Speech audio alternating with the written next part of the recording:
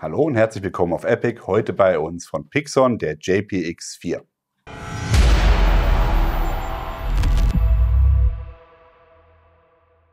Wir sind heute wieder bei der Firma Etzel gelandet und haben den Pixon JPX4 heute in der Vorstellung. Erstmal herzlichen Dank für die Einladung. Pierre, danke, dass wir wieder hier sein dürfen und den JPX4 uns heute mal im Detail vorstellen, weil das ist tatsächlich ein Gerät, das kann nicht jeder haben. Das ist ein rein für Behörden vorbehaltenes Gerät, kann man nicht im zivilen Markt erwerben und dementsprechend braucht man auch eine Handelslizenz. Das heißt, wir können den auch nicht mitnehmen nachher und damit tolle Dinge tun, sondern das musst du machen hier. Genau. Dann erzähl doch kurz was über deine Firma, warum du hier den Vertrieb übernommen hast, beziehungsweise was deine oder welche Behörden du, wenn du das sagen darfst, damit belieferst und den Hintergrund dazu. Ja, also Zielgruppe Justiz- und kommunale Vollzugsdienste, die keine scharfe Waffe tragen, sondern Pfefferspray, Schlagstock und oft auch noch ein Einsatzmittel für ein bisschen größere Distanz suchen. Und da ist der Jet Protector JPX eigentlich das beste Einsatzmittel, weil wir eine größere Distanz abdecken können. Ja. Du hast mir gerade ein gutes Stichwort gegeben. Die Distanz ist immer ein Thema. Ihr kennt das vielleicht von den Pfeffersprays. Da hat man eine geringe Distanz. Mit dem JPX Jet Protector oder hier mit dem Jet Defender hat man natürlich eine deutlich höhere Reichweite, was natürlich die Sicherheit wieder für die Beamten erhöht. Ja, ganz klar. Ich sehe immer den Mob vor mir, der kommt und dann denke ich mir immer, wenn ich jetzt hier mit meinem Pfefferspray stehe, dann das möchte ich eigentlich nicht haben. Ja, da hat die Firma Pixon auf jeden Fall schon gute Erfahrungen mit dem Jet Protector geleistet, den wir euch ja auch schon vorgestellt haben in den beiden Varianten Generation 1 und Generation 2.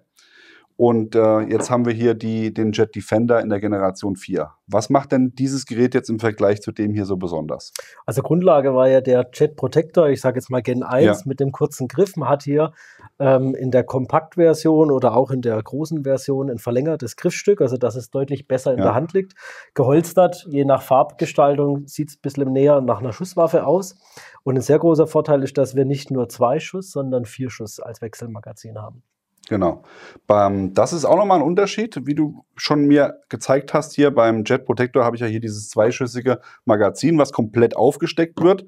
Habe ich 2 Schuss, muss die im Endeffekt auch verbraten. Wenn ich jetzt nur einmal schieße, dann habe ich einen Schuss übrig. Das heißt, wenn ich im nächsten 2 brauche, müsste ich quasi schießen, nachladen und nochmal schießen. Und hier wäre der Vorteil jetzt, es ist erstmal schon von Haus aus 4-schüssig und man hat hier ein Magazin, in das ich auch einzeln nachladen kann.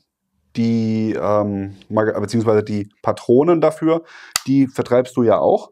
Die kannst du im Viererpack auch nur kaufen, glaube ich, soweit, wenn ich mich richtig erinnere. Genau. Aber dann hat man auf jeden Fall immer was auf Halde und kann dann, wenn ich jetzt einen Schuss gebraucht habe oder auch 2, so wie ich informiert worden bin, behördlich wird immer 2-mal geschossen. Wenn das richtig kommt auf die Situation hab ich so gehört. Das heißt, dann habe ich auf jeden Fall die Möglichkeit, hier dann auch das Ganze wieder frisch zu machen, um wieder 4 Schuss zur Hand zu haben. Wollen wir noch kurz was zum Laser sagen vielleicht? Bei den Behördenversionen haben wir ausschließlich die Laser-Variante, weil wir einfach größere Sicherheit haben, zu treffen und auch sehen, welches Ziel jetzt gerade ausgewählt ist, also auch, dass die Kollegen das sehen. Einen großen Vorteil finde ich für Behörden tatsächlich dieses 4-schüssige, weil zum einen, ich habe vielleicht ein Szenario, wo 1, 2 Schuss daneben gehen oder nicht die Wirkung erzielen. Und auch von der Nachhaltigkeit, ich schmeiße halt nicht ein ganzes Magazin weg, sondern kann einzeln. Exakt. Und gerade beim 4-Schuss ist es ja so, wenn ich jetzt einmal geschossen habe, sind 3 Schuss dann für die Füße. Da könnte man es ja vielleicht noch verschmerzen, aber hier wäre schon schade drum. Ja, der Laser ist hier integriert. Hier hat man unten einen Schiebregler, mit dem ich dann das Ganze aktivieren kann, nach vorne schalten kann, um das Ganze eben dann zu nutzen. Die Batterien werden hier unten im Griffstück eingelegt. Hier hat man einen Schraubverschluss, das sind 2032 Batterien. Habe ich zuerst gedacht, eigentlich blöd, weil warum nicht AA oder AAA? Aber besser als eine CR123, weil die kriegt man einfach überall, 2 Stück rein. Und die kann man auch tatsächlich mal in die Hosentasche stecken, ohne jetzt da nochmal ein extra Batteriecase für AA-Batterien zu brauchen. Aber ich glaube, der Laser wird wahrscheinlich nicht viel. Wie ist da eure Erfahrung so? Also die Batterien halten eine lange Zeit und ein Vorteil ist, die Batterien wiegen nicht viel. Wollte ich gerade auch sagen, Gewichtsvorteil ist natürlich auch nochmal sehr gut. Ja, zur Visierung habt ihr neben dem Laser oben auch nochmal Kimme und Korn. Das Korn ist natürlich auf dem Magazin, die Kimme hinten auf dem eigentlichen Griffstück. Vom Griffstück her seht ihr hier auch schon eine Ähnlichkeit zum Jet Protector, den wir euch bereits vorgestellt haben, aber nur die Generation 2. Das ist jetzt die Kompaktversion, die ich in der Hand habe. Genau. Ne? Also das wäre jetzt quasi Kompakt und JPX zweimal Side by Side. Und hier drüben, das ist der Jet Defender 4 in der Full-Size-Version, richtig? Genau. Ja, das längere Griffstück. Also auch identisch baugleich, außer dass die Griffstücke unterschiedlich sind, richtig? Ja, und die Aktivierung vom Laser ist unterhalb vom Griffstück. Ach ja, interessant. Okay, das habe ich noch gar nicht gesehen. Ja, das ist natürlich auch nochmal gewöhnungsbedürftig, sage ich mal, aber das ist auch was man erlernen kann. Und dann habe ich hier aber auch nochmal zusätzlich eine Picatinny, um eben nochmal ein Licht montieren zu können, was die Kompaktversion nicht bietet. Richtig. Richtig? Genau. Gut. Ja, sagen wir noch was zum Abzug, würde ich sagen. Hier haben wir, wenn ich mich recht entsinne vom ersten Video, bei allen Geräten gleich 8 Kilo. Genau. 8 Kilo Abzugsgewicht. Das klingt jetzt erstmal viel. Ist auch viel, aber es lässt sich tatsächlich gut realisieren, gut drücken. Man hat einen langen Vorweg, kurze Kontrolle, dass hier auch nichts drin ist. Man hat hier einen relativ langen Vorweg, dann kommt man an den Brechpunkt und dann kann man auslösen. Ja, also das ist auf jeden Fall gut machbar und natürlich hat man dadurch keine Notwendigkeit von der Sicherung. Genau, das hat keine Sicherung und es soll halt stressresistent sein. Exakt, genau. Ja. Das finde ich auch sehr gut. Okay, sagen wir noch was zum Wirkstoff, da haben wir noch gar nichts zu gesagt. Ja, wir haben den Wirkstoff Pixol, 400.000 Skurril. Schlagartig Wirkungseintritt bis zu einer Dreiviertelstunde und wie man es auch von den Behördenpfeffersprays kennt, man muss danach gut spülen, frische Luft und notfalls vielleicht einen Arzt aufsuchen. Genau. Ja, und von der Reichweite her schaffen die Pixon-Geräte zwischen 1,5 und 7 Meter. Ne? Wir fangen bei 1,5 an, weil das der Sicherheitsabstand ist, den man einhalten sollte. Die haben tatsächlich richtig Dampf dahinter. Wie uns mitgeteilt wurde, ist das auch wenn es ein bisschen windiger ist, relativ zielsicher noch. Ja, also ich sag mal, bis 4,5 Meter ist das auf jeden Fall safe. Das werden wir auch sehen, wenn wir nachher nochmal eine Live-Erprobung damit machen. Und maximale Reichweite sind 7 Meter, sagt Pixon. Genau. Das kommt auch hin. Also wir testen die regelmäßig in den Schulungen und bis 4,5 Meter hast du auch durch den Aufprall eine Wirkung. Also selbst wenn der Wirkstoff gar nicht ins Gesicht auf die Schleimhäute kommt, durch den Aufprall, da hast du schon meistens eine Stoppwirkung. Okay. Ihr habt es gerade gehört bei den Schulungen, das war ein sehr gutes Stichwort, das läuft ja wie am Schnürchen heute bei uns. Die Firma Etzel macht ja nicht nur den Vertrieb hier in Deutschland für die Behördengeräte, sondern auch die entsprechenden Schulungen. Und das rate ich euch auch wirklich, lege ich euch ans Herz, dass ihr, wenn ihr solche Geräte anschafft, auch damit trainiert und das entsprechend geschult wird, weil es ist wie jedes Gerät, ich will es jetzt nicht Waffe nennen, aber es ist im Endeffekt einer. Ja? Man muss es üben, man muss es trainieren, man muss den Umgang damit lernen. Nur so kann man die Sicherheit und die Effizienz erhöhen. Ja, vielleicht zu erwähnen, die Behördenversion ist auch eingestuft, Kategorie B, als Waffe. Ja. Das heißt, Kommunalbehörde müsste Ausnahmegenehmigung beantragen. Wird aber in der Regel ausgegeben. Guter Einwand, ja. Gehen wir noch einmal kurz zurück auf die Munition, die es dafür gibt. Wir haben Markierungsmunition und natürlich die scharfe Munition, also die wäre zum Üben die Markierungsmunition. Und dann haben wir noch scharfe Munition mit dem Wirkstoff drin. Beide Varianten sind mit Farbe zusätzlich gefüllt, also auch beim Wirkstoff habe ich rot und bei der Übungsmunition habe ich blau als Markierung. Das dient natürlich einmal, um zu sehen, ist da was passiert? Habe ich getroffen, Habe ich getroffen, habe ich nicht getroffen? Ja, und natürlich auch irgendwo als Träger wahrscheinlich. Ne? Das muss ja irgendwie auch... Ja. Und das Orexin Capsicum hat einfach die natürliche rote Farbe und die ist hier nicht künstlich rausgearbeitet, sondern dient halt als Trefferbild. Ja. Für den dienstlichen Einsatz wäre natürlich jetzt ja auch noch die Frage, wie trage ich das Ding? Da wäre ein Holster sinnvoll. Da hast du diverse Holster. Also es gibt Holster für die verdeckte Trageweise. Dieses Gerät wird meistens sichtbar am Gürtel getragen. Da haben wir tiefsitzende Holster, ähnlich wie man es von der Landespolizei kennt. Also ein Oberschenkelholster dann? Oberschenkel, Gürtelholster, tief, hochsitzend. Also da kann man wirklich auf die Bedürfnisse vom Träger. Und da arbeitet ihr am liebsten mit Vega und Radar. Die zwei haben sich da so etabliert. Genau. Das heißt, da könnte man auch Sicherheitsfaktor noch hinzufügen, indem man einen Zielschutz mitnimmt. Genau. Level 3, 2, 1. Richtig, je nachdem, was man benötigt. Ja, das empfehlen wir auch. Also im Prinzip ähnlich wie die Landespolizei das aufführt, so würden wir den Jet Protector aufführen. Okay, ja.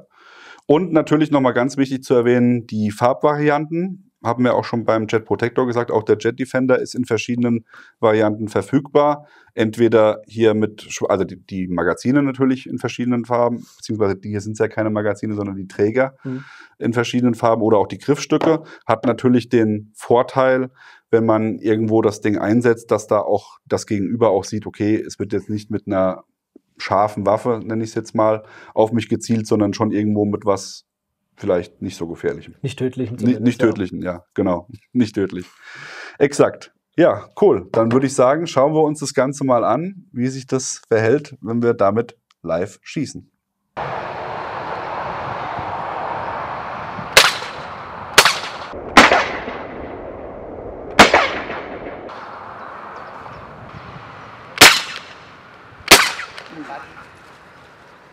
Wir sind zurück vom Feldversuch. Pierre, vielen Dank nochmal dafür, dass ich auch dieses Mal wieder mir ins Gesicht haben schießen lassen haben können.